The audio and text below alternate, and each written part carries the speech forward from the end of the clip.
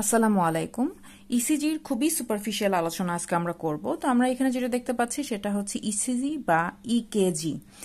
ইসিজির যে German translation সেখানে ওরা সিকে কে দিয়ে লিখে থাকে, এই জন্য এটাকে কিন্তু ইকেজিও বলা হয়।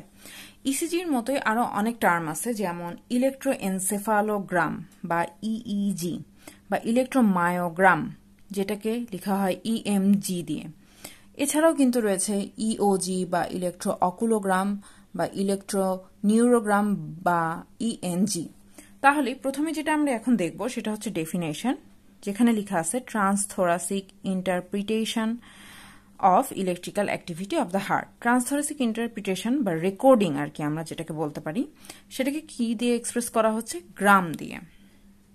একটা জিনিস আমরা খেয়াল করব যে ইলেকট্রোকার্ডিওগ্রাম যে মেশিন দিয়ে করা হচ্ছে সেটাকে কিন্তু বলা হয় ইলেকট্রোকার্ডিওগ্রাফ। আচ্ছা, তাহলে ইসিজি এর জি যেটা সেটা কিন্তু আমরা পেয়ে গেলাম।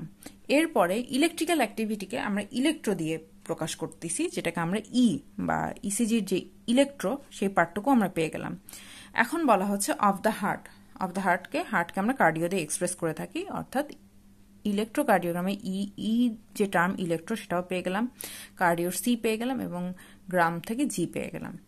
এখন এখানে লেখা যেটা সেটা হচ্ছে ওভার টাইম এটাকে ক্যাপচার করা হয়। ওভার টাইম ক্যাপচার কেন বলা হচ্ছে? যে ইসিজি কিন্তু কোনো ইমেজ ভিউ না, অর্থাৎ এটা কিন্তু একটা মোমেন্টে নেওয়া হচ্ছে না, বরং একটা টাইমের উপর এটাকে ক্যাপচার করা হচ্ছে, অর্থাৎ it's like a video, not an image. Externally recorded by skin electrode. এখন আমরা এখানে বলতে পারি যে না, ইসিজি তো আমরা ডিরেক্ট হার্ট থেকে নিচ্ছি না, কিন্তু হিউম্যান বডি এত ভালো একটা কন্ডাক্টর যে এই ইলেকট্রিক্যাল অ্যাক্টিভিটি আমরা হার্টেও যেটা পাবো সেটা কিন্তু আমরা স্কিন ইলেকট্রোড দিয়ে স্কিন থেকেও পাবো। অর্থাৎ আমরা যেখানেই ইলেকট্রোড সেট করি না কেন, সেটা হতে পারে রিস্টে, হাতে, পায়ে, যেখানেই আমরা সেট করি না কেন, সেটা কিন্তু আমরা হার্টের যে ইলেকট্রিক্যাল অ্যাক্টিভিটি সেটা সরাসরি স্কিন ইলেকট্রোডের মাধ্যমে পাবো। এই জন্য লেখা আছে externally recorded by skin electrodes. আমরা ডেফিনেশন জানার পরে আমরা একটু ছোট করে হিস্ট্রি সম্পর্কে জানবো। হিস্ট্রি সম্পর্কে আমরা যদি জানতে চাই সেক্ষেত্রে শুধু আমরা একটা নামই মনে রাখতে পারি, সেটা হচ্ছে এনথোভেন, উইলিয়াম এনথোভেন। তো উইলিয়াম এনথোভেনই কিন্তু ফার্স্ট প্র্যাকটিক্যাল ইসিজিটাকে ইনভেন্ট করেন। আমরা এখানে দেখতে পাচ্ছি যে একটা বিশাল বড় মেশিন এখানে শো করা হয়েছে। এখন আমরা এই জিনিসটাকে একদমই খুবই পোর্টেবল ইসিজি দিয়ে কিন্তু আমরা ইসিজি করতে পারি। তো ইনথোভেনের যে প্র্যাকটিক্যাল ইসিজির যে ইনভেনশন, উনি এটা স্টার্ট করে হচ্ছে 1903 অর্থাৎ 1903 সালে। পরবর্তীতে কিন্তু উনি 1924 সালে নোবেল প্রাইজ পান। আমরা এখানে এই বড় মেশিনটা দেখলাম, এটাই জাস্ট হিস্ট্রি সম্পর্কে একটু জানা আর কি। এরপরে আমরা যদি চলে যাই ইউজ সম্পর্কে, ইউজ আমরা মোটামুটি কিন্তু সবাই জানি যে ইসিজির অ্যাকচুয়ালি ইউজটা কি। ইউজের ক্ষেত্রে আমরা এখানে দেখতে পাচ্ছি যে কার্ডিয়াক অ্যারিথমিয়া।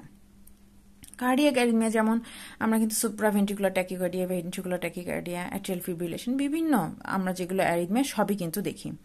এছাড়া myocardial ischaemia, myocardial infarction, pericarditis, chamber যে হাইপারট্রফি হচ্ছে, এনলার্জমেন্ট হচ্ছে, এগুলো কিন্তু আমরা ইসিজির মাধ্যমে জেনে থাকি। অর্থাৎ হার্ট রিলেটেড সবই কিন্তু জানছি। এর বাইরে কি আছে?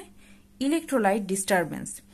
ইলেকট্রোলাইট ডিস্টারবেন্সের ক্ষেত্রে আমাদের খেয়াল রাখতে হবে আমরা কিন্তু এই যে পটাশিয়ামের যে চেঞ্জ বা ক্যালসিয়ামের যে চেঞ্জ সেটা পাচ্ছি, কিন্তু আমরা কিন্তু সোডিয়ামের কিন্তু কোনো চেঞ্জ ইসিজির মাধ্যমে পাই না, এটা আমরা খেয়াল রাখবো। এছাড়া এই যে ড্রাগ ইফেক্ট, ডিগক্সিনের যে টক্সিসিটি অর্থাৎ ড্রাগ ইফেক্ট বা টক্সিসিটি, সেটাও কিন্তু আমরা পাই ইসিজির মাধ্যমে। নেক্সটে আমরা ইসিজি পেপার থেকে কিভাবে ইসিজি রিড করা যায় সেটা সম্পর্কে জানবো। আশা করি এটুকু আমাদের হেল্পফুল হবে।